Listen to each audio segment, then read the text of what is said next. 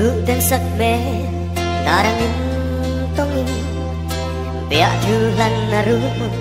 len kan relain tertiap lengin ilung adung si amo kay katuan van quy chim mangai dia thu kan in han song te kay song sud le hiang kamon sin long hey ro la nang che hey ro tiam nang che vang ka chan khay in kap ma ngai rengam che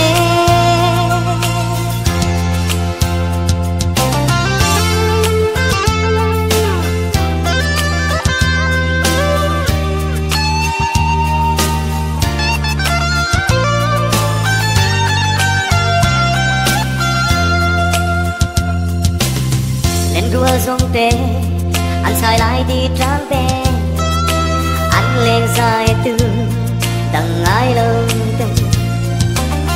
mà sẽ cả tan xuân nắng ngày đi xuân tư mà tên rằng cả riêng lúa em mà ngày biết thư căn nhìn lần rong tê cây dòng sút lệ hiang cảm ơn xin lỗi hey ro thật là nàng chê hey ro tiam nang che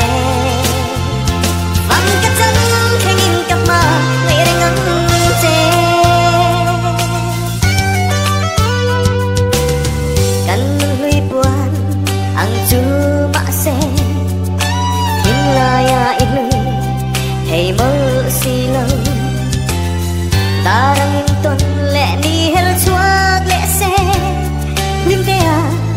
i thai chan kan lua me biết thư căn in lần giống tê cây dòng sút lệ hiền